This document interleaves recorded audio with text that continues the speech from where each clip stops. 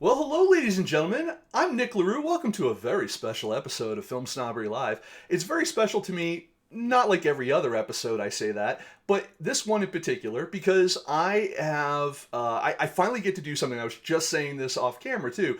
I finally get to do something for the show, like to combine my interests of both film, TTRPGs. For anyone out there who knows me, I'm a big D&D player. I also play Pathfinder. I love storytelling, and RPGs are a big part of that. And we have someone here who, I'm very happy to have a conversation with about everything storytelling, because she's an actress, she's a songwriter, she's a performer, sketch performer, comedy performer, she is a producer, she is a writer, she has been and done a little bit of everything.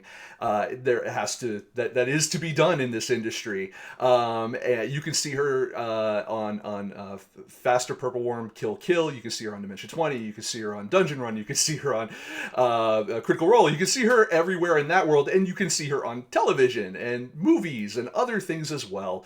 Ladies and gentlemen, I'm gonna get her right on the show. Ladies and gentlemen, Amy Vorphal, welcome to the show. Hello. Hey, hello, hello.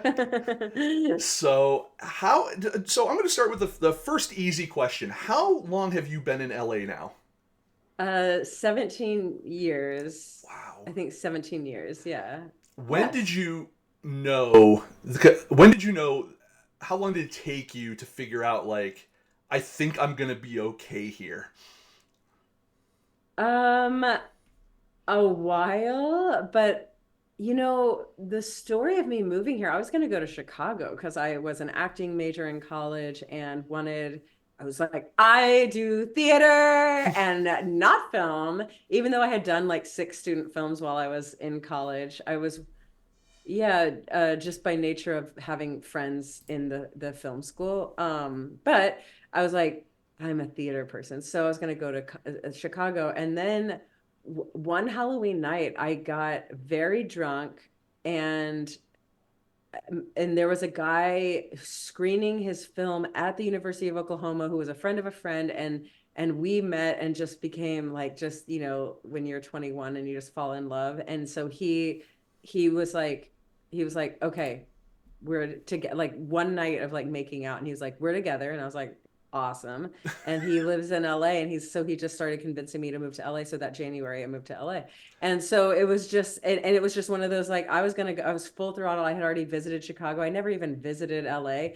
And it was just, it took him saying, that's where I am. And I was like, well, I'm in love with you. So I moved into a studio apartment in January and then broke up with him in March, and and then just stayed. So that, as far as being okay, that did take a little bit of time because yeah, he was one of the only people I knew in LA. Yeah. And so, but I also just had put down roots. I had gotten a job, and that was that. I just figured it out from there. What I I usually guess I started feeling okay once I joined the comedy community. did you get you hooked up with like the UCB people and all that? Is that was there? Yes. Okay. Yeah, I have a similar story to that. When I was in high school, and it's as equally as geeky and fun, and it makes me look both old, and I can't have to remember where my cameras are here. It's both. I look both old and also just like like crazy, right? Yes, Because who yes. meets someone like and just goes, right? So I'm in high school. I think I was a junior, and my I was online on AOL, and there were, how there's online, there's chat rooms, not just within AOL, but just in general. And I was a big gamer, and there used to be this website called what was it, pbem.org or something like that. It was play by email, and they had all sorts of games like Star Wars games, Star Trek games, all these different things. And some of the things had their own like dedicated websites and stuff, and it became more than just like a correspondence game of, someone emails a story point out, and then you email back what your characters reactions are and stuff like that. Oh yeah, it I played on those. Those were fantastic. But I played on one that was we weren't werewolves. I guess we were werewolves, but it was more like we weren't scary. We were like we like had a mission, but it wasn't scary. It was more like and then, but I remember being like, oh boy, because they, when you're writing those things, it's prose, right? Yeah. So you can't, so you, by nature of that, you never write only your characters. And people were taking a lot of liberties with the girl in the group, let me tell you that. That I can imagine. Absolutely. Yeah, because I've been on the internet. I don't know how women are on the internet, and I don't It's even mean that way as I better mean now. that I as a mean, like you look at that the way the internet is just on fire hellscape, and then you just go, no, no, no. I can make something out of this. I think it's the whole thing of like I can fix him, right? Like it's the internet, but it's also Yeah. your boyfriend that you can fix. But so yeah, I completely relate, and it's. So this game morphed into like, hey, we're going to be doing it in real time over in this chat room. We each we'll play our characters and whatever, and I was some I don't even remember who the character was, but sometimes we would play like actual characters from Star Trek. Like someone would be like Jadzia Hmm. Dax from DS9, and some people would be like Miles or whatever. And so I met this girl, and we were talking, and when you're in character, things can get flirty really quick, and then that flirtation went out of side of game, like total bleed, right? And it turned out she lived in Australia. And I'm a junior in high school trying to figure out what I'm going to do with my life. And so my options became either join the military because all of my friends were, and I literally I passed the test. They're like, you can do whatever you want, like you go whatever. I was one signature away. The only thing that kept me out actually was I had to lose some weight. Story of my life. But I had to lose some weight, and so it bought me a little bit of time. So I had this time. I was working at Blockbuster Video, working at a movie theater, and I'm talking to this girl every day. And we're corresponding. We're sending actual physical letters and photos and this and that. And finally, the whole thing comes up, and she's like, "Well, where are you going to go to college?" And I'm like, "I haven't decided yet. I might join the military. I might stay here. I don't know." And she said, "Well, why don't you come here?" And you get to that whole "I love you" thing and all that kind of stuff. Very quickly, probably faster than you should at that age. And I ended up packing up and saving all my money, selling all of like my comic books and anything that had material value of that someone who is 17 or 18 at that time has. And I flew to Australia, and very similarly, I moved in with her. It lasted like, if it lasted a day, it lasted a couple of months. Yeah, yeah, And it was that kind of not first love thing, but definitely a combination of like, this is something I can do with my life. This is something whatever. It was such a weird kind of time, but it's given me endless stories. And I think that that's the biggest takeaway from something like that happening. How much do you integrate things from your own life into your work, whether it's writing, whether it's stuff you want to produce or create? How much of that do you go deep into and go like, oh, people will relate to this? Oh, I would say it depends. I guess for my social media content, kind of that's just a one for one. Even the comedy that I make for that. And then I I sold a show to Hulu, a half hour, that was called Must Love Dragons, and that was very much a one for one to my own life and my writing partner's life. And it was just about nerdy girls dating. And like that was really, really fun. That was a cool process. Yeah, I think, and then I'm trying to think if there's anything. The thing I'm working on now is very Amy, extremely Amy. So, but then there's like the fantasy stuff. That yeah, I don't, I guess it's one of those things where it's like I never go in going, this is, I'm going to use my life. I normally have an idea and then the life bleeds through, and then it's one of those like, oh yeah, obviously that character is me, and they're doing things and saying things that's me, and like their circumstances are me, but it's not I guess I'm not like mining for it, except for social media content where it's like, what do I even think about things? And then and then I'll make a little sketch about that or something like that. But for the longer form stuff, I'm not going, wait, uh yeah, I'm not doing the mining version of that, do, if that do makes you sense. feel that your do you ever run into a problem with, like, say you're DMing games, especially like long form campaign stuff, not so much one shots and stuff, but like long form campaigns and stuff? Do you ever do you get more creatively inspired by the end of it after spending all that time? You're creating worlds, you're leading characters through things, creating NPCs and all this stuff. Do you feel more creatively kind of charged after like sessions like that, or are you like, I can't write now for a couple of days because I left all Oh, that creativity on the table? very easily tanked. Yes. It's actually been an issue where like I hired a life coach for a little while, and then I actually did some life coaching myself, but yes, it became very clear that there are tanks, emotional tanks and spiritual and physical tanks and relational tanks, whatever. And one of them for me is like cognitive or I mean creative tanks, which is like just making mini decisions constantly forever. Yeah. Um, and and that tank, whether it's D&D or writing or acting or creating a business or anything, it's like that one is finite, and it doesn't matter where you're spending that energy. For me, at least, like it doesn't just like woohoo, let's go. I have realized that when I get the muscle going, 4 hours of that a day, if I'm going to repeat it the next day, is my cap. But ideally, it's a lot closer to 2.5 hours, and then I can like okay, and then I'll repeat it the next day, and that's fine too. Otherwise, it's got to be like more admin work or something like that. But I know I'm different. I know that there are some people like some TTRPG writers are like 6 hours, 8 hours, it's 10 hours a day. And I'm like, yeah, that is just not me. I can't, a lot of stuff I think happens percolating when I'm not thinking or like physically doing it. Yeah. But yeah, it's been a problem because it's kind of like, well, if I'm spending the time dungeon mastering or world building or whatever, that is also time that I'm not, writing my scripts. It just is like it's not like, oh, I'll do this and then it'll stack. It just doesn't for me.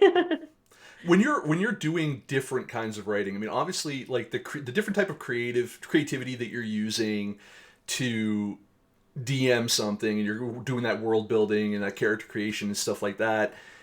If you're doing that and then you have to, like, next day you're like, oh, next day I've got a call, I have to go in the writer's room for actually, or something like that, or one of the shows at Dropout or something like that. Do you find it difficult at all to switch, like, from this kind of writing to like this more, I mean, with something like actually, where it's literally a Q&A kind of situation? Is it different, or is it more like that's refreshing because that's using a part of my brain where it's more like all I have to do is just like think of something and look up the answer?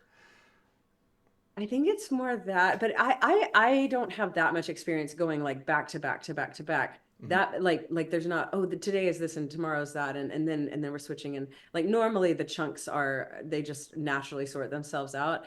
However, I'm at a point in my life right now, literally like today is one of those days where I am figuring out how to do three different projects at the same time and giving 45 minutes here, then switching to 45 minutes and switching to 40, just by nature of like deadlines and how they're all sort of at the same stages. Right.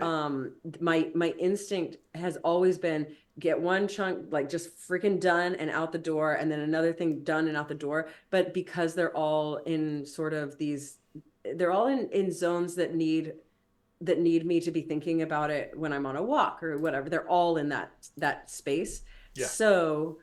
So I'm figuring it out. It's less difficult than I thought it would be, but I'm having to be pretty militant with time blocking. I So I'm writing finishing a book that I am the creative lead, the director for a TTRPG book. I'm finishing that. I'm also, and that one is interesting because it's more like finishing. It means writing the overviews, like summarizing and Yeah. and going, oh, well, this is what you can expect, and then taking all the world building I've done and making it a little more palatable. And then the other thing I'm writing is a video game, and that is a totally different format that I've ever written before. So it is requiring me, like, I can't just go in and go, okay, for 3 days, I'm going to do this. It's like, hold on, let me reference. Okay. And then I write it. Okay. But my thought, and then it's like translating, kind of. And and then the third one is my movie that we can talk about later. But yeah, they're all different. They're all similar. I will say and then writing songs, writing prose, writing scripts, everything I've written. My big thing that I say about writing is writing emails. It's like, as long people are like, no, if you write jokes, it's da da da. And I'm like, late night jokes are the same too, like stand up, it's all the same. The goal is always clarity and efficiency, and that's it. And if you can same with songs. I mean, same with TTRPG books, like everything is as clear and efficient as you can possibly be. And that's the goal. Obviously the tones can change, but I'm like, when people are like, oh, I can write this, but not that, I'm like, if I can write, I'm so convinced at this point, if you set anything in front of me to write, I could just write. I could write a grant, like there's nothing that I could write litigation. Like it feels very much like, oh yeah, it's all about clarity and efficiency. Yeah. And then it's because documents already exist, I read it and then get in the tone, and then yeah, we're off to the races. So I run a marketing company, and that, which was part of the book thing that I have coming out later this year. And so I run a marketing company, and I will get asked, I'll get outsourced work sometimes. And I remember one of the more recent ones I had was a couple years ago.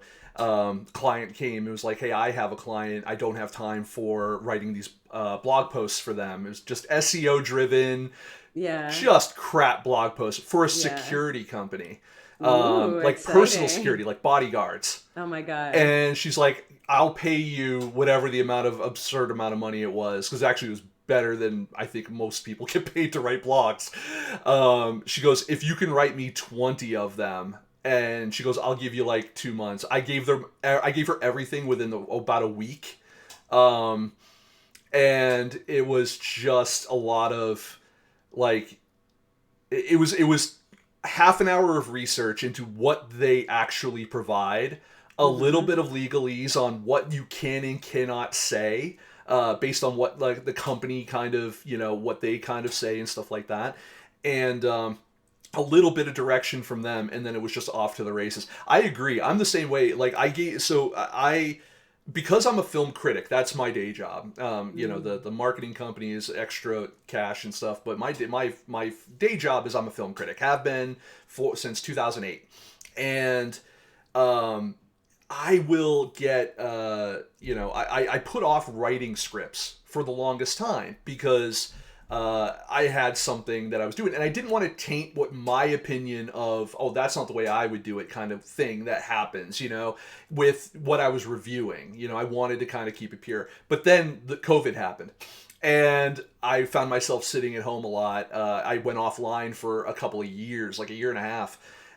So I kind of divorced myself from everything, and I started writing. All that pent up creativity just came out. Tons of scripts, a couple of pilots, shorts, prose up the wazoo, 3 books. Like, I mean, I just went crazy Oh, over you're like the different than course of me. a year and change, or a couple of years and change, and it still continued till now. But I found myself very similarly. Like, it didn't matter if I was writing science fiction, adventure, something a little more personal, comedy, which I seem to be more or less successful at. I even said, like, I'm going to try my hand at a romance because I want to just see if it's something I do. My wife says it's the thing that she loves that have written the most. Um, and so, like, I kind of understand that. I think that once you understand the meaning of writing and what you're trying to accomplish with a particular piece that you're trying to do, I think that succinctly kind of thing, not how I speak, but that getting that out there. I absolutely agree. They could put every rule in the book in front of you, bolded slug lines and all that kind of stuff. But I think as long as you could tell an engaging story that people can follow, I think that those other things don't hamper you as much. It's funny. You look at things like your IMDb, you look at your website, you look at all this, and you you always look busy. When you said that you're juggling like 3 things at once, right now, I'm like, that does not shock me, and I love that, and I feel like, and please feel free to elaborate. Like, is that one of the reasons why people succeed in staying in a place like LA that seems to actively not want people there. You know, like I've said that to people even when I moved. I'm like, LA doesn't seem like it wants you to be there. It's like it's constant hazing all the time. Is the key to basically just try to stay busy all the time, and you maybe just won't notice it as much. No, I would say, I mean, I have a different experience. I've really, I think I don't know that LA doesn't want me here so much as like the pandemic was really tough. Like it began the isolation period, but no, I would say the key to staying in LA is people and what I call people magic. Like it's just because I know that there LA gets a bad reputation sometimes, but for the most part, I mean, it's just a bunch of theater nerds, you know, Yeah. like and so that's really, you know, including in the D&D space, obviously, and then improv and acting. It's like just so many theater nerds, even the celebrities. Like when you see the Oscars, you're like, well, of course they're good at putting on a show. They're just theater nerds, you know, like they're not these so I don't know. I mean, I guess I have heard stories of there being assholes, but like I mean, I even when I was selling the show to Hulu, like we were paired up with Mila Kunis as our producer, and she would go into the rooms with us and everything. And even that was just like, she's a theater nerd. She plays World of Warcraft. You know, like everyone, like no one's, everyone makes, I guess, different money, but for the most part, everyone's also very much the same. So I will just fundamentally disagree that LA doesn't want you there. I will say that the key is to not isolate yourself, and that has become a little trickier. But man, it's also so accessible because you can slip and fall and be in a comedy class. Like I, you no, could just accidentally have a group of friends. I absolutely I do agree with that. Like I will couch what I said in the also with it is the my most favorite place I've ever lived. Okay. I've been I'm gonna say I've been lucky enough to move 35 times in my life. Oh boy. And my time in Los Angeles is my favorite. It's the time where I feel, despite like just uprooting myself and going to Australia, all that kind of stuff, I feel like that was the place where I was allowed to take chances in a way, Mm. to do things that made me happy. Like I had friends that pushed me to do stand-up comedy. I had friends that pushed me to Mm. write and to help them write. Like just like, hey, you're a good writer. Let me run some jokes by you and we'll do some punch up. You know, that kind of stuff. And that turned Yeah. into like executive producer credits or written, you know, or co-written credits or whatever on their projects because they wanted to thank me somehow. And it, you know, obviously money is not the currency of Hollywood. You know, at some Well, levels, there are, I it's mean, everyone's trying to make a buck. So even if they're working on their TV show or whatever, like everyone I know who's like working on TV show, they're also very down for the free passion project, short film, weird shit that's just going to be put on your YouTube. Like including celebrities. Like there might be a few more channels to go through, but God, I mean, I remember I was doing a USC student film for a day. And then next door, Kristen Wiig was also doing a USC student film because she just wanted to fuck around, you yep. know, like, and, and, and maybe she knew someone who knew someone or whatever, but like, there's no way she was like making rate, you know, and but everyone's the same. Everyone's like, oh my God, a project and I get to play this character and say these weird lines that, you know, that were written. And or I mean, I'm talking about for an actor, but like but writers too and directors and DPs, like everyone's like, oh, this is a passion project. Oh, can I mean, everyone's just like, can I fuck around instead of doing it, you know, by the book, and you know, we're doing these shots and that's just the shots. Like it's and then everyone at the coffee shop, it's like you potentially, just by being a creative, could, and I mean this, like could slip and fall into like a friendship or a business partnership accidentally at any time. And Yeah. that's what I mean by people magic, and that could potentially lead to a shit ton of money too, you know. Yeah, So no, totally.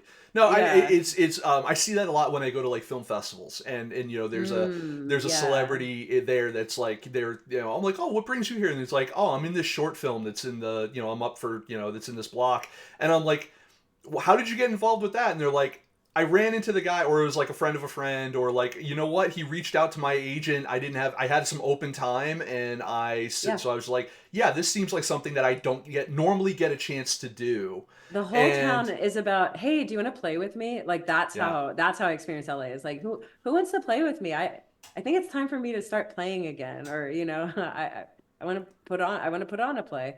Though I don't do so much theater. All my audience is online now, so gotta And gotta what go where is, the and audience so is.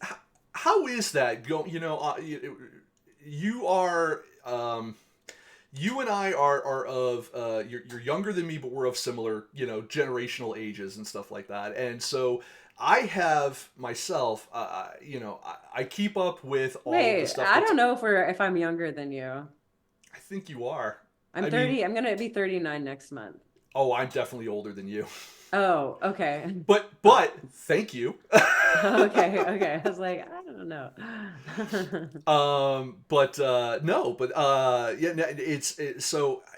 How do you find yourself keeping up with, if it's not, if you're, people will be saying, oh, 1 week, oh, well, like, obviously TikTok is where to go, oh, Threads is where to go, oh, Blue Sky is where it's at because it's open now, and all these different things, or Mastodon or whatever. And how do you manage, because I think it's different for actors, because you really do have, you have a kind of at times a personal brand kind of to somewhat to manage. You want to be visible, for people to interact with you, to whether it's fans or whether it's potential co-conspirators, let's call them, anything like that. So, how do you manage all of that and stay on top of it, as well as like actually do the job, because I find it that the amount of time I spend on social media is ridiculous, and I don't feel that I do it well, even for someone who is constantly online.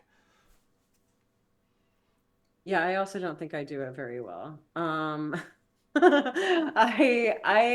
was a time this past year, where I was like, I'm gonna upload 2 reels and TikToks a week.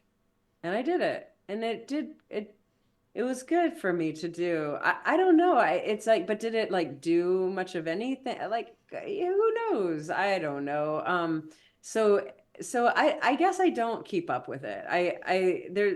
I've got my finger like the slightest. I'm like, sometimes I'm like, is there a pulse? Oh wait, there's the pulse. Okay, and I'll get some, but I haven't really made it too much of a I don't know, strategy. I know that I've just been on the internet for a long time. I know that I'm very lucky to have been like at the height of this nerd shit.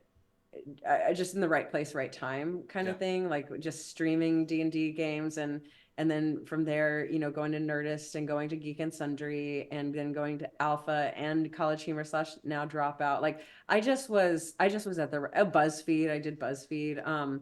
So it was like right place, right time, and now it's almost, it's not like I will say I do feel a little like the old guard, and that's okay. I'm fine with that. The internet moves fucking fast, I'll tell you that. So it is hard to keep up. But if ever I wanted to like, oh, I'm gonna jump right back in, I feel like that could be fast too. Yeah.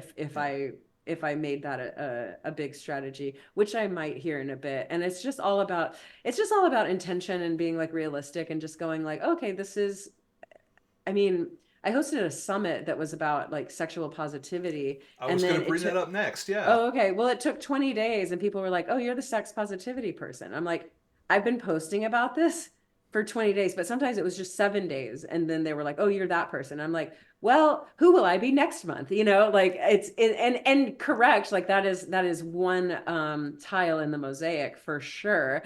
But it was just an eye-opener thing for me going, oh, the internet moves so fast. I could be whoever I wanted in a matter of maybe not even 20 days, maybe 2 weeks. And then now I'm her, so it's just, that's also kind of scary because you're like, whoa, I better have some intention behind this because, I am visible. So, but it also takes the pressure off a little bit too. And there's some nihilism there because it's like, oh, nothing matters. I'll be whoever I want to be next or keep going down this path or I It's don't funny. know. It sounds like you almost kind of treat it like an acting gig, but it's your life. In as much as like I can either go play another role or I can be a reoccurring character, Oh, for and sure. I Yeah. think that that's a really interesting way to kind of maybe not think about it, but like at least kind of put it in terms of that. Because you're right. I mean, I think that you've had enough visibility, though. I think within because you're so I'm going on flattery train right now. You I'll are take so it. talented that you do so many different things well that I think it's very easy to place you in different things, and it's not jarring to an audience because you're good at all of those things. Thank you. Um, I have asked my audience, and there are people I've got, people who subscribe to my newsletter. I've got a Patreon, all that stuff, and I go and I've asked a few times, like, okay, y'all, what do you want from me? And they're like, whatever you want to make, man. We know it's gonna be good. And I'm like, that is not helpful. You are that not being helpful right now because yes, no, I'm asking you because I'm in indecision. But if you're also in indecision, do you know what's gonna happen? Maybe I won't make anything. So yeah, but I mean, I'm being a little tongue in cheek here. But yeah, it's a blessing and a curse. no, I get it. But you know what? So because you brought it up, no, I would love to talk about "Be Horny on Main" Oh because yeah. when people, I think, view your work, sex positivity person is not the first thing they think of.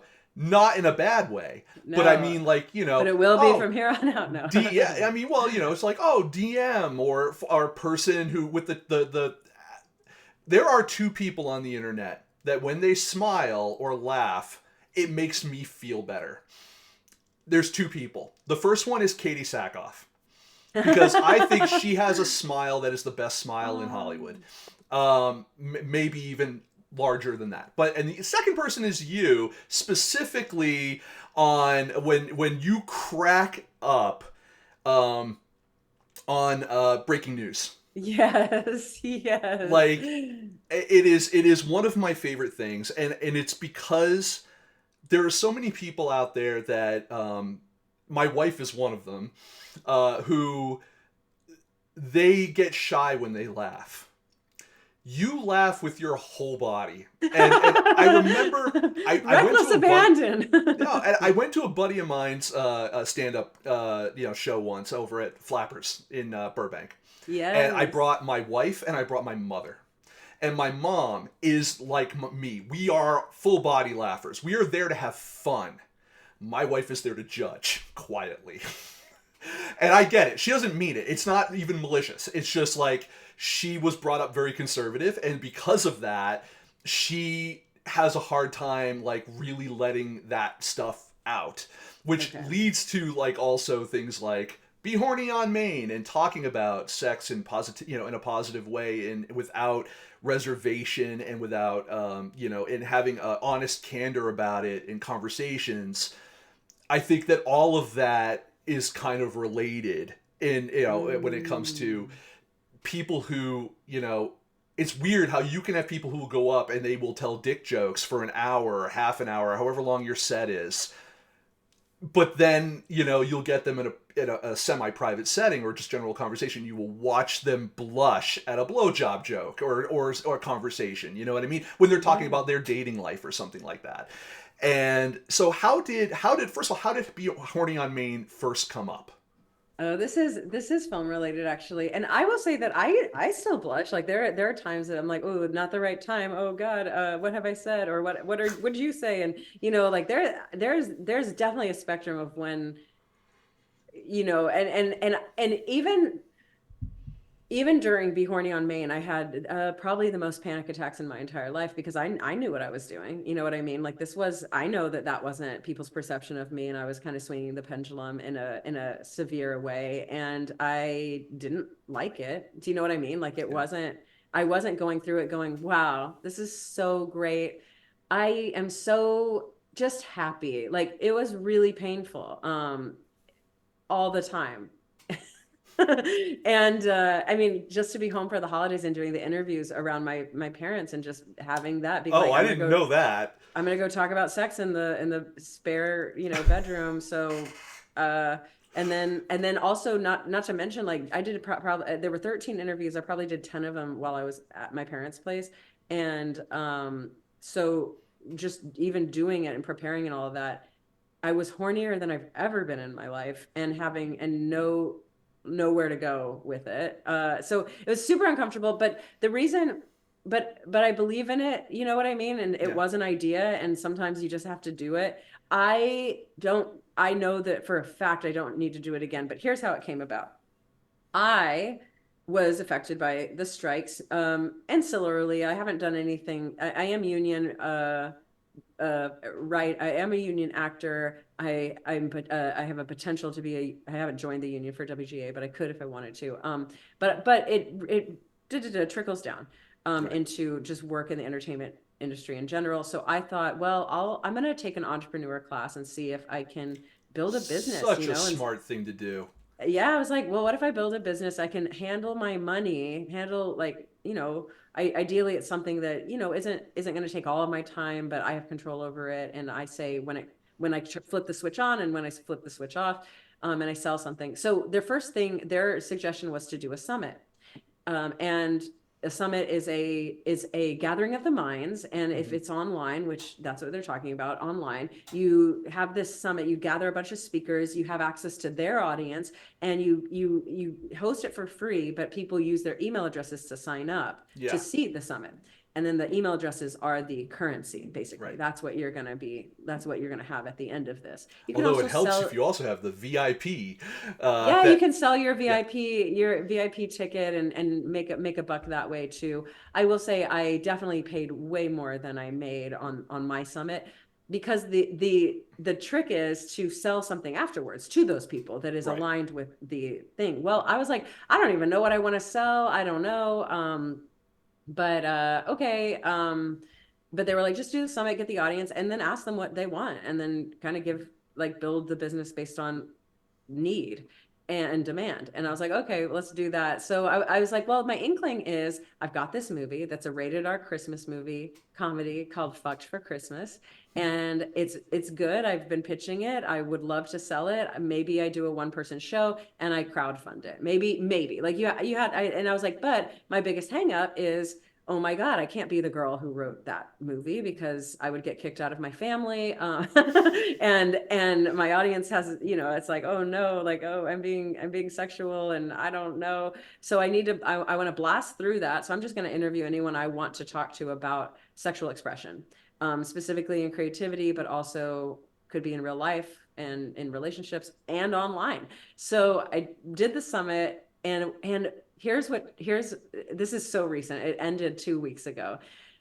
I thought it would be a bunch of women like me who are like, how do I, like, where do I go to, like, just post something that I feel is kind of sensual, but it's on Instagram? Is that what's too much? What's too little? How do I show my body? How do I write about sex or do jokes about sex without people thinking, oh, I'm the sex girl or whatever? Yep. Even though that's a big part of my life, like, and whatever. So what actually wound up happening was, I think it was the title, and maybe even just my audience in general, it was mostly men.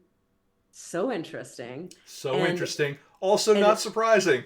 yes, but it wasn't just because they wanted to be horny. It's because they have internalized that Yeah. men are trash, which has been shoved down their throats forever. Maybe you can attest to that. And two, that it would be great to be horny.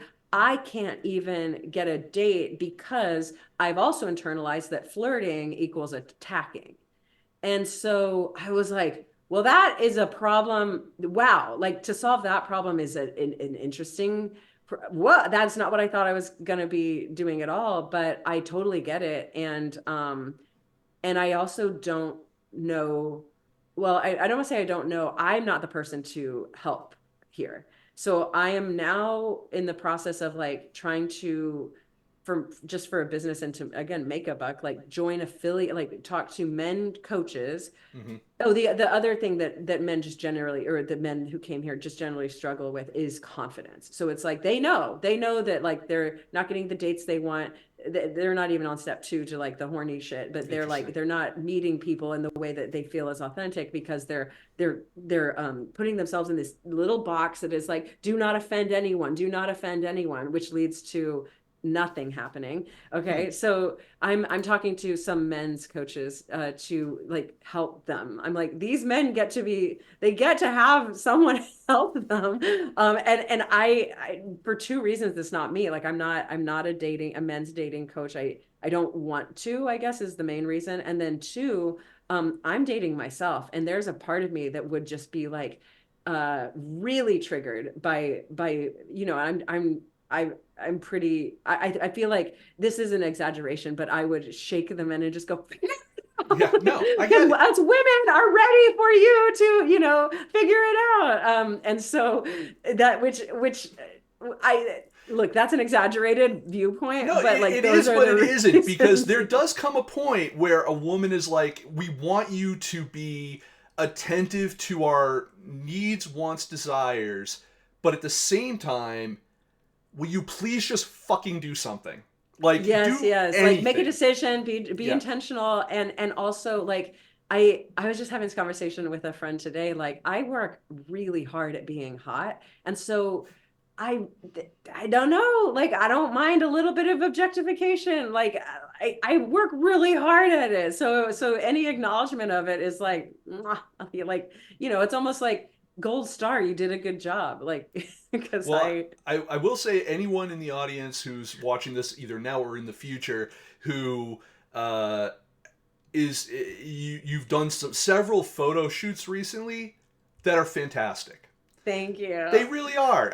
Those were that's kind of the beginning of the journey. I just was in like I don't know, I like had worked out really. I did, I like was getting hot and I was like, I deserve a photo shoot, but I don't know. Okay, maybe we'll do this. And then we got the photos back and I was like, these are freaking sexual. And I like sat on them for 3 months because I was like, these are too sexual actually.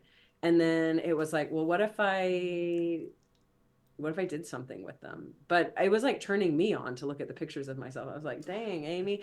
But the photo shoot was it was not that vibe. And then I just started feeling myself and it became that. So that was the beginning. And then it was like, oh, I'm a little blocked here. Like if I can't post these pictures, how am I going to make this movie that I believe in? Yeah.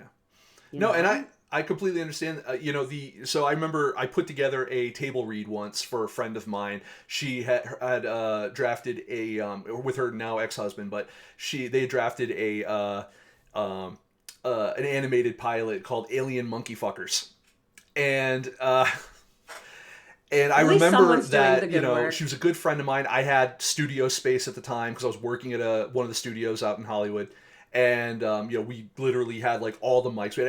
We could have done a full recorded table read. It would have been great in front of an audience. And so I said, let me call people who are friends of mine, who are VO people in the industry, and let me see if I can put together a team for you. And I remember making calls to people who like are higher up on the ladder that I probably like. I'm calling in favors for other friends, and I'm like, yeah, I know you played Tinkerbell for Hasbro or Disney or whatever, Mattel or whatever brand owns that IP. Other people, I'm like, yeah, I'm like, I know you're in the new Spider-Man game. But could you maybe take some time out to do a role for Alien Monkey Fuckers for a friend of mine? It was so weird to have to, and then like you send them the script and you're waiting for them to get back to you, and it's that nerve-wracking thing of like, what will people think of me by putting this work out, even though it's not even my work. I was doing it on behalf of a friend. But even then it's like, oh, is this the kind of thing that he's doing or whatever, or getting Yeah. involved in. And you know what I realized? So many people were just happy to have been considered and to do it. And it went off great. I mean, like, you couldn't have asked for a better group of like high-end talent to do something for a friend that they would then go take and record and pitch out in the world. It didn't end up going anywhere, but not for lack of trying. Now, as far as that, from a more sexual standpoint, aside from just like connotation, I remember years ago we did my background is in technology and marketing and stuff like that. So SEO is something I think about, even though I'm not creating like listicles and crap like that. I don't like that kind of content. I just don't. So, but I said one time, I'm like, I I was looking at what was happening.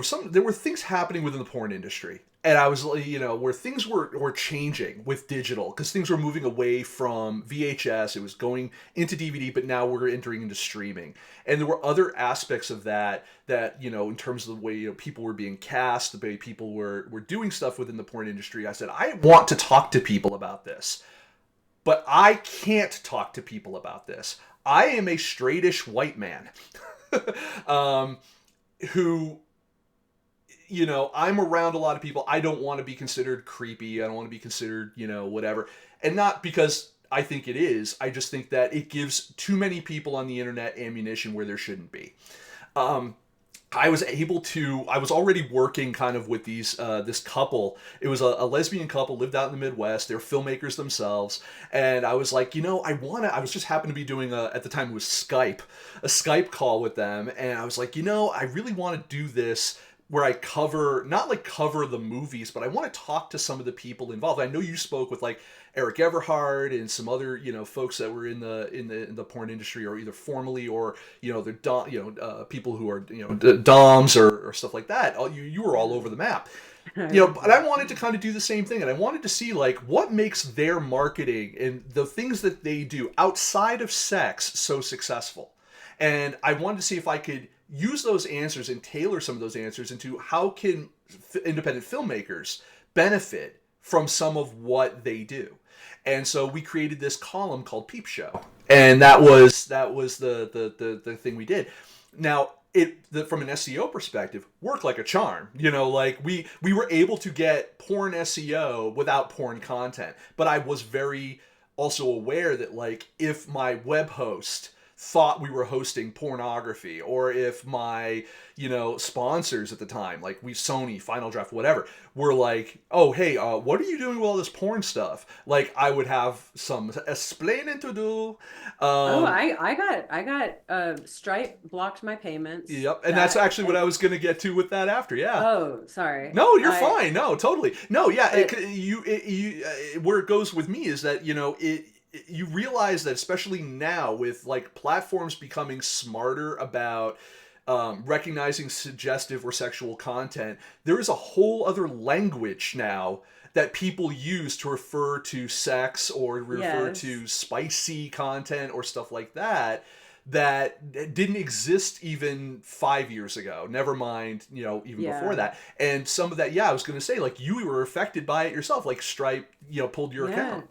Yeah, I had to refund and ask people to like try to pay a different way. And then the only other thing is I'm still in it, the 30 days of ban from Instagram. Like I can't go live on Instagram right now. And they didn't block the post, but they blocked the story where I was directing people to my Patreon, where I was selling pictures, but as far as pictures go, like I would show them to my dad. Like I'm fully clothed. It's very much like, I mean, it's not even boudoir. Like it's nothing. I'm fully clothed there, and I'm just really hot. That's kind of it. And my face is maybe serving a little. That's it. Suggestive. But yeah, suggestive. Yeah. And Pin-uppy, I guess it, yeah, pin-uppy, but like really, really, you don't see fucking anything. Yeah. Maybe some calf, Cool. like, but it's but they didn't like that for some reason. There was something like, and they blocked the story, not the actual post. Nothing was going on. It was just like it felt very arbitrary. Yeah. And so now I can't go live. I think I've got like 13 more days left or something. But it was a dive, a little toe dip into the situation, into sexual education, and it did what it's supposed to do. I feel pretty neutral about my movie, first of all, and then about and then I have a little bit more of like empathy for people who are trying to post actual informative stuff that humans need, because our entire, I don't know if it's generationally or just like across the board, no one is teaching not only how what sex is or anything, but good sex. Yeah, right. Yeah. Like, who's getting shown how to have good sex? And there are people who are doing that, which will make happier humans, and Instagram is like, F that. And also Stripe, I don't think it was Stripe. I think it's Visa and MasterCard Right. who are who are, you know, very The much guy behind the important. guy behind the guy. Yeah, Yeah. it's like the D&D trope, like, oops, it's a deity. Like, it's always, oh, there's something higher. It's like not Stripe, it's actually the credit card companies. Yeah, I mean it's a problem for anyone in the sex work industry. Never mind even people that are trying to teach about it or be educational. Yeah. A few years ago, there was so if you're familiar with the website Seed and Spark, is for Hmm. crowdfunding for filmmakers, more or less. So one of the founders there, Emily Best, I did an interview with her and another woman named Lauren Shacker, and they had directed and produced.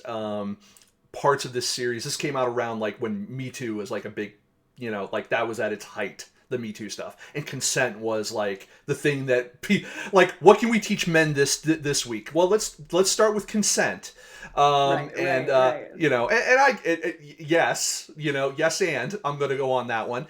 But so they put together this series called Fuck Yes, and they I just actually dug up that interview probably 2 weeks ago and reposted it, because I lost some of the video footage because it's years old at this point. And we years ago we had a issue with our website and everything got nuked and it was a whole thing. And anyway, um, so I kind of found it reconstructed, the interview, and reposted it as a kind of like a video audiogram kind of thing on YouTube. But they also, even at that time, were having some of these similar issues of like, if we want to talk about sex and consent, we are barred from doing so. Like there was there's this other woman who actually she's done work with Nerdist, she's done work with whatever. I don't want to say who she is, only because she used to work in the adult film industry and doesn't now, and has very concertedly tried to start kind of a different part of her life. I say all that to say this. She posted recently on her Instagram about like a lot of the abortion stuff, that laws and stuff that are happening all over the place. And she took a pro-choice stance, and Instagram either, I can't remember if they messed with her account or they flagged her post or took it down or whatever it was, but she was going through like talking to Meta like, WTF, what the hell's going on here? And literally it comes up in their conversation, well, it looks like you took a pro-choice position in this post, that might be it. And that is not even a sexual or suggestive pornographic kind of situation, and in no way was she doing anything that was related to what was her previous life. This was purely a statement of fact of how she felt of things that were happening in our country to her. Yeah. Like to her to women. And it's such a weird thing that you are, like, again, it goes back to what I was saying of like, you're almost creating a second language to talk about sex in a public Hmm. forum, instead of being straightforward and giving people facts that will help them. I mean, you grew up in Texas? I did, yes. Not exactly the most liberal of places to talk about sex in. And my wife grew up in the Madera. She's from the Central Valley, another very red area, let's say, of whatever. I'll also just go so far as to say conservative area of California. And so, talking about sex has, for her, is always an interesting thing. It's weird. I will joke about it endlessly, and I do have that unearned confidence of a middle-aged white man. But when it comes to talking to people and stuff, I think part of it is because I am married, so now I'm like, no consequences. Yeah, But yeah. even then, I never had problems because I do a lot of interviews and stuff like this. So talking to people for me is Mhm. natural. And by the way, if I know I went over a little bit of our time, is that okay? I want to be respectful of that. Yeah, yeah, that's okay. Cool. Um, yeah, it's I, I find that it's just a difficult topic, and you get the red in the face and this and that. I really love that you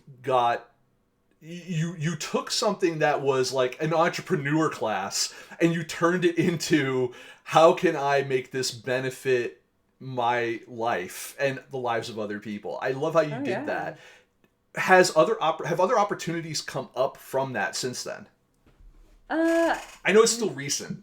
it is very recent. Though the one thing I can point to was I got asked to co-host a book tour kind of signing slash interview and do stand up there. And it's not even for sex, it's for a book called Crybaby that is I saw you um posting about that. Yeah, yeah, so that came just because he was like, "Oh, you obviously care about like vulnerability and things like that." He's a queer minister who is wrote a very good, I'm reading it right now, a really good book about like why tears matter, why crying actually does matter. And I was like, well, whatever lines people want to draw is fine with me. But I don't know. I've just gone to different parties with my friends or people I haven't seen in a while, and they're like, "Cool stuff, Amy." So I know that people are seeing it that I have done this or have taken this stand, I guess, and we'll see what comes. But really, I really did it for me and my audience, and just wanting to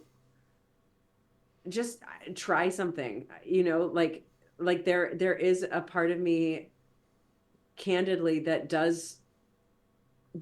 is, well, yeah, this is what I wanted to say. Candidly, I do regret it on some level because it is like, whew, like, okay, like the pendulum swung really far.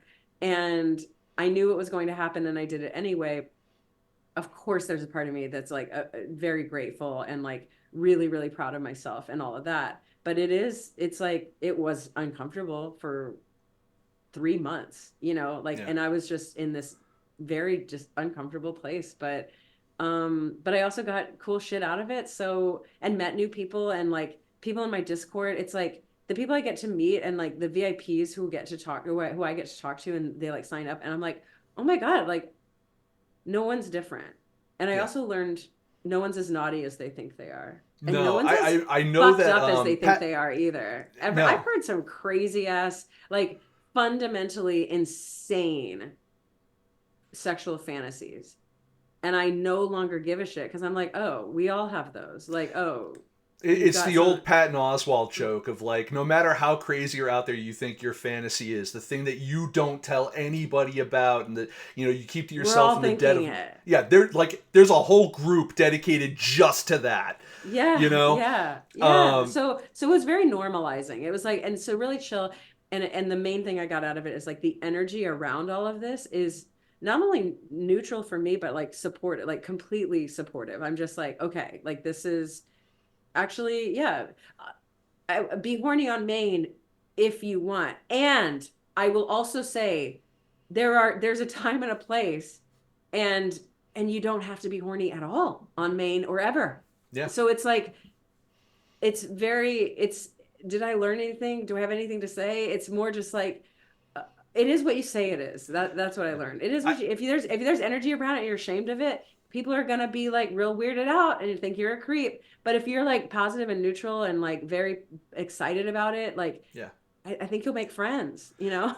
Yeah. I mean, I know that like an ex roommate of mine, he'll talk to me about like, oh, you got to meet my friend Chad. He's this guy, but he is like, a very he went through a divorce, and now all he does is orgies and all this other stuff. And there's that first part of me that is a little more conservative that goes, oh, my stars and goddess, and then I'm like, all right, is he happy? Is he cool? Is he safe? Is everything groovy? Like, like once you get Yeah. over the shock aspect of some of the stuff that people say or do, you realize like, no, this is no different to them than any other Saturday night, and they're probably having more fun than I They're am. having more fun, and it's like this, the stuff that I've encountered is like the good part about it, all of that is that anything that is anything not vanilla, so we'll just call a generic umbrella of kink, Yeah, is so highly communicated, yeah, highly regulated, all about safety, all about your emotions and vulnerability, yep, to the point where it's like you people who are just like silently doing your thing and then never talking about it, you should probably do kink, because the rules apply to what you're doing as well. Like these rules of expectations and needs, like and pleasure instead of just, yep, doing the deed. It's like they've got it figured out. Okay. Like yep. the bigger the bigger the spectrum on the kink, the further down the spectrum on the kink, the more regulated and safe it freaking is, emotionally and physically, emotionally, mentally, and physically. And that shouldn't be the case. Like that level of regulation and expectations and communications needs to be applied all across Yeah. the spectrum. And It's so like that guy that's what over I there with the believe. rubber ball in his mouth, and he's tied up and has something stuff up his ass. He's the sane one. Like Oh he's the yeah. most in touch person with He knows his. what's going on with himself. He knows what's going on with the other person. Yep, the He's person getting, who put him in all that regalia yep, is like communicating with him, and like there's a yep, safe word, and like yes, yes. yeah. So who's doing it But right, but you know what?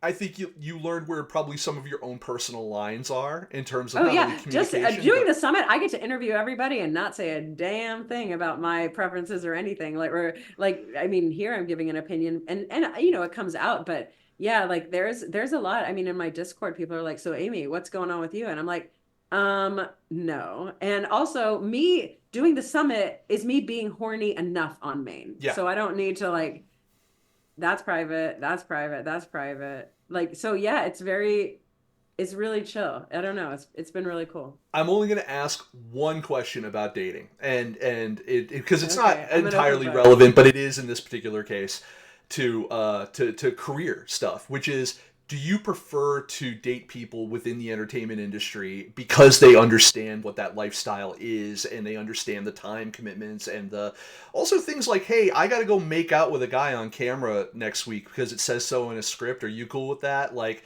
he's like, yeah, I've got to go do the same thing, or she's got to say, oh yeah, whatever, whoever your whatever your tastes might be, or where they might run within the spectrum.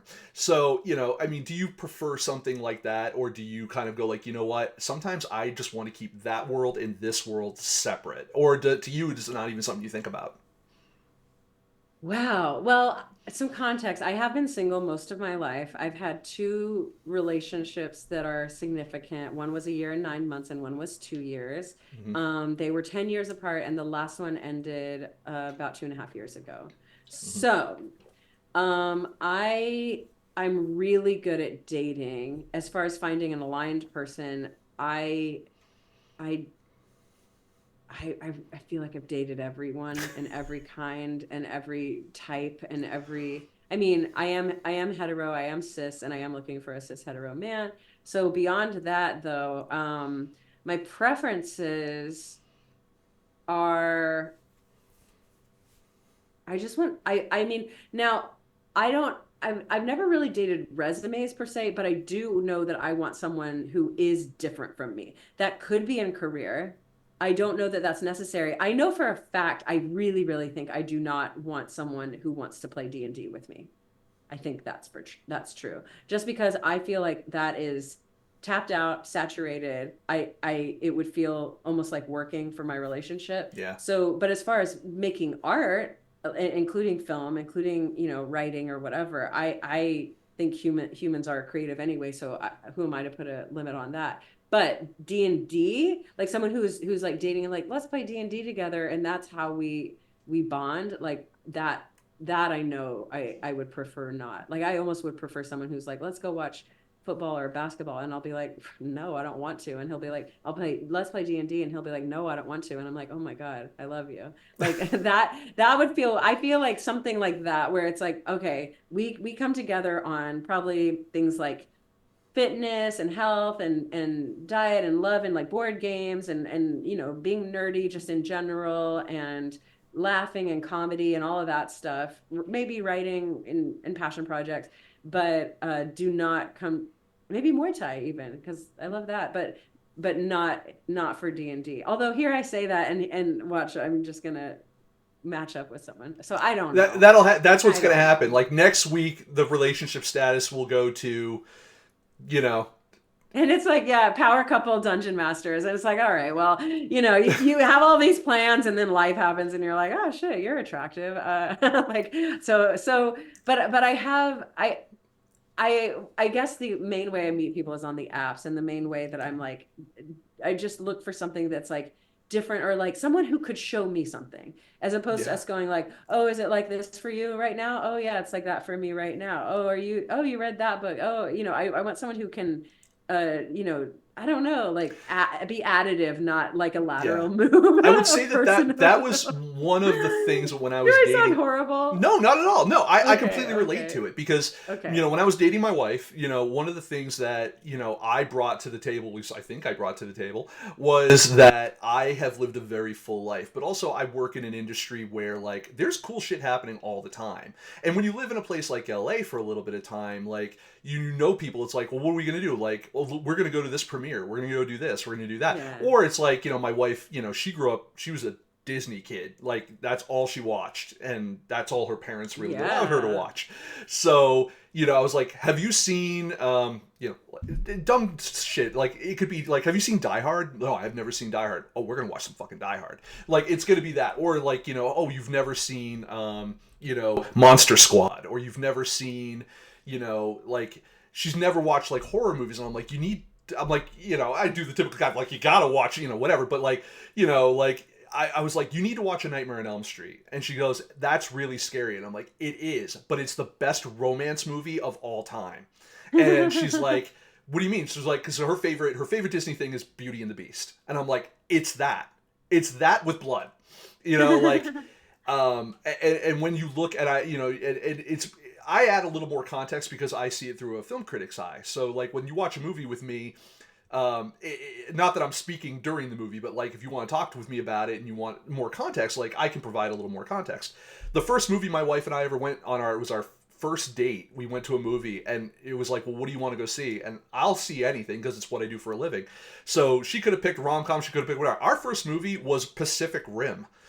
And our first It's a great Valentine's movie. Day That's movie a was lot Deadpool. of fun. Yeah, it was a blast. It was a blast. That was also the moment I realized that watching my wife watch a movie is the best thing ever, because my wife, Oh. there will be, I don't know, for those of you who have not seen Pacific Rim, spoilers, I'm sorry, but the Pacific Rim opens with like this big kaiju battle, and then like this guy dies within like the first 5 minutes. It turns out to be some dude's brother, but you don't find that out till later, and it's a whole thing, right?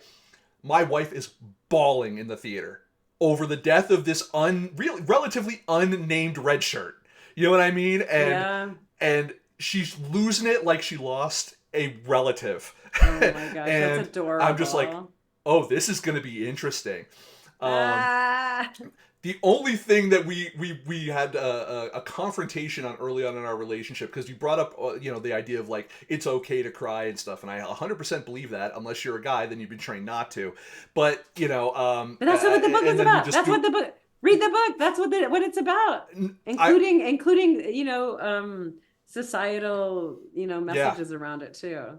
I remember one of the things I did have to talk to my wife about, though, was I said, I understand you have big emotions, and I absolutely do not want to step on those in any way, shape, or form. However, if you could do me the courtesy of not doing that in public, because the rest of the world that looks in and sees that and sees you crying next to me automatically assumes I'm an asshole. They don't look at any context other than that man made that woman cry. What a dick. And I was like, so if you please could not do that, I would appreciate it. There's an energy to it. You have a nice energy. I'm sure no one's like, everyone's doing math, everyone's like clocking everything. So unless you're going, yeah, and I'll do it again. Like then, like Do I you want don't one know, of I these? don't know. No. Yeah, that's a bit of an exaggeration. I think, yeah. Again, I'm not a man, so I'm learning It's that men have different fucking struggles. well, we do, but we do and we don't. I think everyone has, there's a struggle everywhere. It's just, how it's portrayed. I remember we went to a wedding that was at Disney, and my wife, it was for her friends, and her and I ended up in this room together, and we were watching. We probably had been dating. If it was 6 months, it was a year. I can't remember. It was early on, and we're at this wedding, and everyone's in the other room, and they were all watching the Disney fireworks display, and we were just happened to be in this room by ourselves watching it on this balcony. And for those of you who have not seen that it's got they play music, and it's all timed, and all the fireworks are going up, and all the Disney songs are playing, Lion King and all that. For some reason, and I don't know why, to this day, I've analyzed it to death in my head. I don't know if it was the situation, the timing, whatever. Aladdin's A Whole New World comes up, and the fireworks are going up, and we're looking at the Ferris wheel with the big Mickey face on it because we're in the hotel room, and it was a great day. We spent the day out in the thing. It was a whole thing. I started bawling just out of nowhere. And to this day, I still don't know why. And as I've gotten older, there's only two things really that make me cry. Things with animals, like specifically dogs, because I have a husky. She's my baby girl. Um, Cute. and and cartoon theme songs from my childhood. The Rescue Got it. Rangers song pops up. Gummy Bears. Oh my Tears. God. I don't know where it comes from, but there's obviously something there. And I was dating a girl in LA once, and I was telling her this. She goes, "That's bullshit." I'm like, "Really?" We got on YouTube, and we just did one of those playlists. And within 3 songs, because I was trying to hold it back, right? And within 3 songs, just the single tear starts coming down. She goes, "Oh my God." It's something, and I will say, watching guys like Kevin Smith, who went through a period. It was when he lost his father, when his career was a little bit. It was around that Red State era where his career was a little bit different. Like it was not what it was when he was making like Chasing Amy and stuff like that, and Jay and Bob and all that. He was kind of doing his own thing and going through something. He was a big crier. I was listening to his podcast. He just started bawling. You see him on shows talking about people that he lost, or people like talk about Wayne Gretzky and all these other things, and he just start crying. And if I felt that seeing another man cry gave me permission. Yeah. And that's how I kind of felt about that. I realize this is veered far off from interview land and more to therapy land, but All this is, good. I feel This like is my vibe these days. Like I get it. We're I don't know. I know. Well, I know why. Like I made this happen. But yeah, this is what I can I've see been it in your talking head. about. This is what I Like get. No, no. this is what I Um, get. Yeah, but from life coaching all the way to like sex positivity and vulnerability, it's like, oh yeah, there it gets. Maybe do it's not just me. Maybe it's the world. when Maybe you get that's. up on stage to do something, whether it's with a group doing sketch comedy or alone doing stand up, do you still get butterflies and all that kind of stuff, or are you confident enough in your instrument at this point to say, I've got this. This is not any different than any other audience I've ever been in front of. It's both. I do still get nervous in the butterflies, and I know that that is surmountable and, can be used and channeled. And so yes, at this point it no, I'm not this like I'm not this like intensely confident person, but th I yeah, it's just been so many years of just, yeah, I can trust myself. So both. I freak out and I channel it. And I know it's normal. And it doesn't, I think where people get lost is like, oh no, I'm having this feeling. This feeling equals completely bad. And then then they judge the feeling, and then they judge themselves judging the feeling, and then da, da, da, da, da. And so yeah, I still get it, but I'm also like, oh yeah, this is normal for me, and I've been here before, so yeah. When the first time you tried stand up, I mean, when you do sketch, I mean, you have other people to rely on to kind of like, if there's an awkward pause, someone's going to jump in probably. Yeah. When you first did your first stand up, Yeah, that was last November, I think, or really December. that was it that recent, huh? Yeah. How did that feel? And okay, it was really cool. I did take a class, so it was a 12-week class that like really got me ready for sure. Oh, cool. And I had years and years of comedy and even more experience just performing in general. So it was um it was still nerve-wracking, but also I screwed up 10 times, like, one, I fucked up the punchline in a big way, and one joke, I had eaten a bunch of chicken wings, and I basically was like coughing through the joke, and like, you just don't know where the rhythm, where you start over, so it was not, it's almost like I don't want to upload it because it's not great, but I also know it was great. Like, it was great, but here's why. Because stand up isn't, it's like there's there's the stuff that you've written and are performing, like the lines and the jokes and stuff like that. And then the energy is like I said before, it's like, hey, do you guys want to play with me? Like, this is fun. Let's play. Like, I've got something. This is fun. Like, Yeah. let's have fun. Who wants to have fun?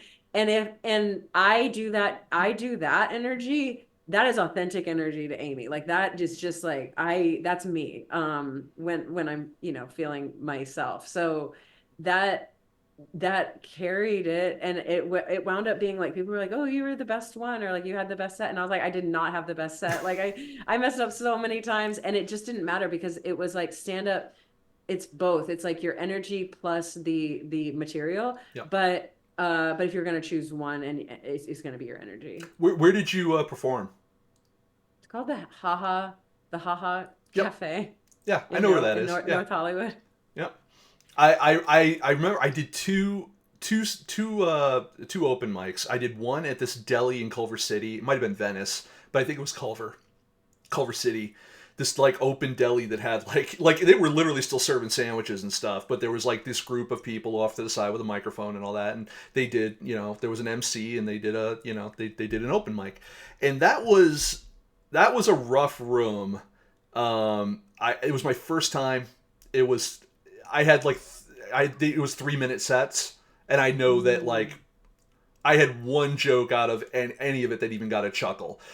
But my buddy who does stand up was doing he was doing stuff at Flappers, the Ice House over in Pasadena. He was doing so like, you just have to go and do it. He goes, you are going to bomb. He goes, just because it's your first time. He goes, just expect it. Like, don't worry about it.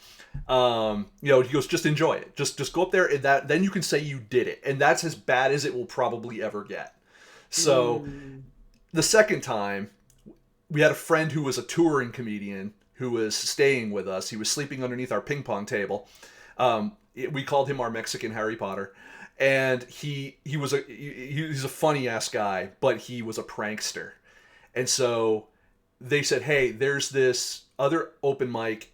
It's at this Chinese restaurant. I don't even remember where in town it was. It was at this Chinese restaurant. And I realized it wasn't even at the restaurant proper. It was like in the storage area in the attic of the store of the thing. It was this weird upstairs storage area where there was literally like some spare banquettes and a couple of tables, and then like what I guess passed for a stage with a mic on it. And you signed up, and then they called, the MC introduced you just like anything else, and you went up. And I'm sitting there, and I'm like, I went to go be supportive of my two friends, because one of them was like working out some material for stuff he was going to do later in the week at some other places, and the other one was just like, we had worked on some material the night before, and he wanted to see how it worked. And so I'm sitting there, and the MC is like, next up to the stage, Nate Rubin, and that's my roommate, and he goes up and he does his thing. Next up to the stage, Peter, blah blah blah. And then, a couple more people go up, and then I'm like, do you guys want to jet, or do you want to stick for the rest? They're like, no, we'll stick for the rest. I'm like, okay. Like 5-10 minutes goes by. Next up to the stage, Nic LaRue. I didn't sign up. So now I had the fight or flight thing Wow. kick in of, Peter signed me up without telling me. So now I have the fight or flight thing kick in of like, I could say that I'm Nic LaRue and I can go up and I can do my best, or I could Yeah. just slink down in my seat and they'll laugh at me, and it'll be a fun car ride home as they razz me the whole way back to Highland Park. And I chose to get up and do my 3 minutes or 5 minutes, I think it was at that place. And I had nothing prepared. The only thing I knew is that the guy who was on before me did a religious joke. And having done many, many years of Catholic school, I knew I could riff on something. And I was dating my wife at the time, too. And I had an interesting thing that happened with her religious family that I was like, okay, I've got something. And I did my 3, 5 minutes, whatever it was. And I definitely did not kill, but I got more laughs than I got than that first time. And that has Mm. only made me more confident in doing anything in front of people like that. Even shows like this. Like, this is episode 125. Wow. So, and every time I do it, I still go, it's going to be the worst show ever, except when Amy Vorpal's on. But, Oh, it's definitely something that I've gotten better and more confident at doing. And, it's weird because I go to festivals and it's not even a thought. I go on red carpets all the time and interview people, and the idea that I'm in front of a camera rarely occurs to me. That's an interesting side note. I don't know where I'm going with that in interview wise, but that's just a thing. So I would love to know about your movies and other things that you have coming up, because I've taken up so much of your wonderful time and I appreciate it oh because I know you're yeah. busy. Yes. Anything coming up? I mean, so I am working on Fucked for Christmas. The plan is to get that made. It is a 6 year in the works movie and it's on its fifth draft. So it is ready. The it is very ready and I'm very excited about it. And I might do something interesting with it where I make it just kind of on social media. But that journey is at my Patreon, patreon.com/Amy Vorpahl. I started the Patreon in November thinking, oh, I'll make my movie. And then I did a summit and that kind of but it was all in service of maybe one day I'll make Fucked for Christmas. So now I'm on to Fucked for Christmas land and I just have to make it. And so I'll make it as I don't know. I think I'll make it very imperfectly, but beyond that, yeah, I mean, the TTRPG book is called Dark Symmetry. I mean, it's already been kickstarted, so that starts shipping. I mean, we're locking words February 28th, and then I think it just gets shipped. I don't know. Like, it's kind of crazy. And then after that, yeah, the video game Vespers should be done by the end of the year as well. But those are the things I'm working on now, and You're in like everything is like, every genre of everything. How oh, I I know. And you like the movie is going to be a musical too, so I'm writing songs for that too. And you but I can't stop. I mean, is it really just like you are? It's such a multi-talent thing that you do. Do you find that I don't know if you have like reps or whatever that help you shop your stuff or management or whatever, but I did, but then yeah, no, I get I it. Like, say no more. But do they ever find it difficult to be like, what are you? Because I know from my yeah. experiences in Hollywood that everyone wants to pigeonhole people into like they're that guy or girl. It's fine. Yeah, and I'm okay with that because like what it is the nouns are for other people. Like the nouns and they are because who has time to process another person's infinity? Yeah. I don't want to fucking know all of your infinite. I get it. You're a human. You're infinite. I love it. Great. Go do your magic. But in the meantime, I'm glad I shared all those can stories tonight. Okay. can you Okay. post no, can you post social media for me? And if you can, like, like so the nouns are for other people and the verbs are for me. So as long as I'm verbing, then I everyone can love do what that. they want with the nouns. Yeah. That's a fin. I've never heard that put that way before, and I Well, it really comes like from it. it comes from one time, I was making albums and stuff, and I made an album with my friend, and we were at this party, and he goes, oh, and Amy and I just released an album, and the person we were talking to was another singer songwriter, and she goes, oh, are you a singer songwriter too? And I go, No, not really. Like and Jason just looks at me and goes, Amy, we don't have time. Yes. And it's like, yeah, you know what? Actually, like no one actually cares. Like they care to a point, but also like they don't want to. So just like a yes to sure, I'll be this noun for you right now in this moment. We can talk about what we're going to talk about. So the nouns are for other people. They can have them. It's there's nothing wrong with it. Like pigeonhole me, box me up. I don't care. I'll be infinite for myself. I will say that I live most of my life by the Ghostbusters quote: "If someone asks you if you're a god, you say yes." Much Great. to usually my detriment. I'll never do that if it's going to affect somebody else, but like in a negative way. But like if I know that there's an opportunity, someone says, like, if someone said to me tonight, "Do you want to make an album?" Okay, like I'll have to figure out. Like we'll figure out together what my range is and where I fit into that.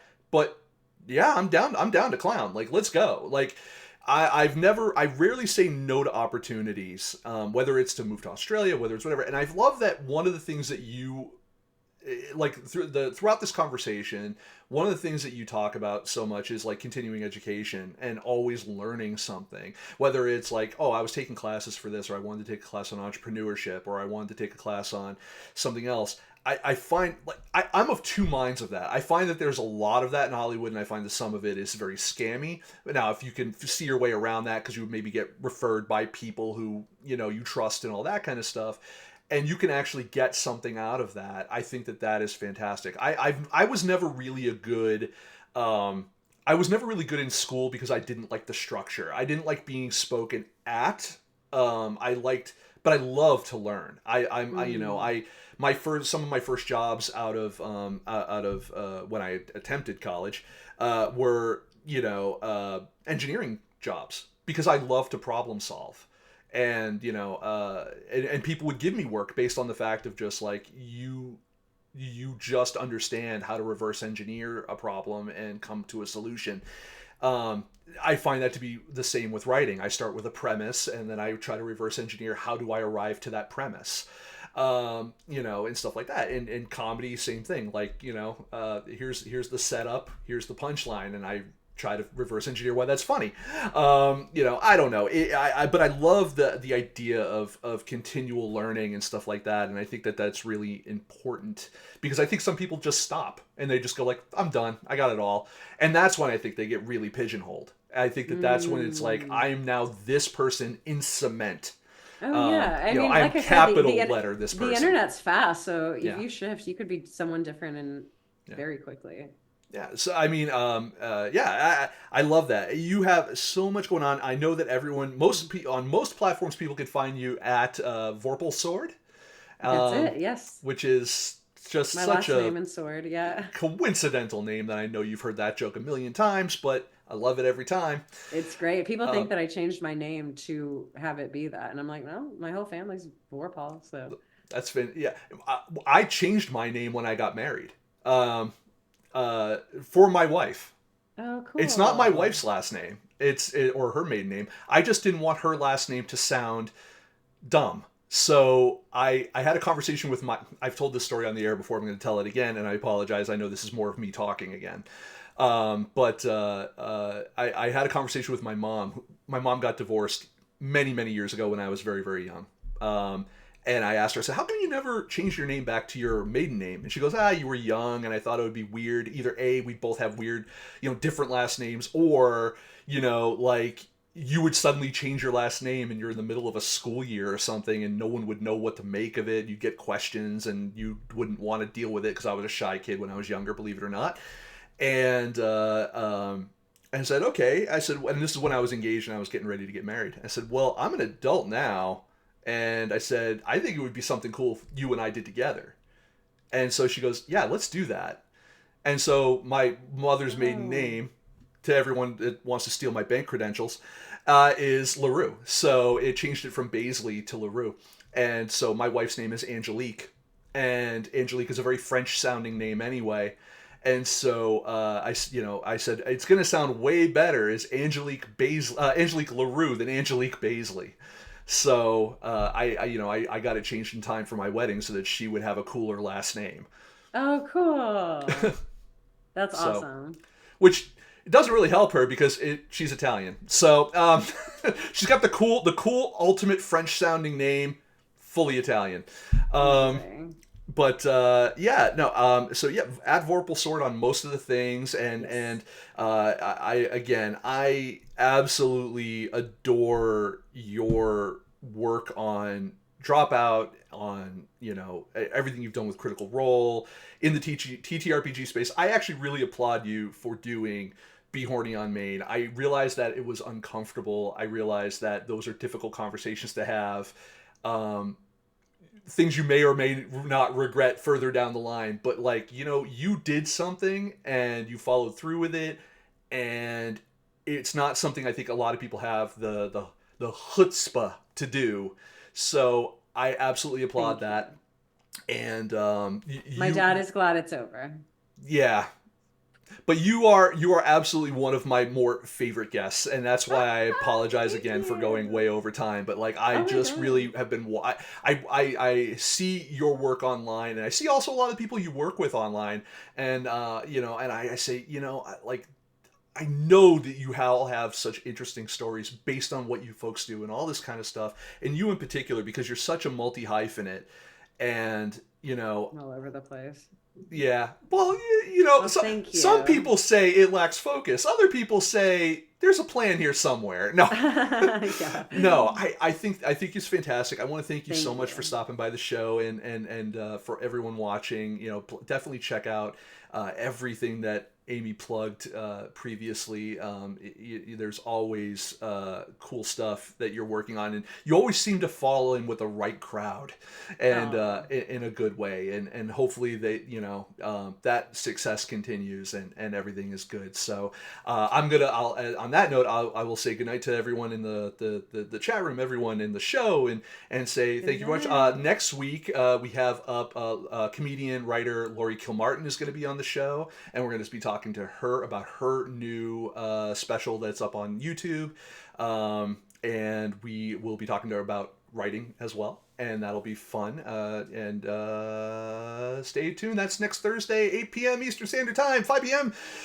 Pacific Standard Time. The replay for this will be up tomorrow, along with a new episode of Bolded Slugs hosted by Zeus Ryan. Everyone, stay tuned for that as well. Good night, everybody. Night. Bye.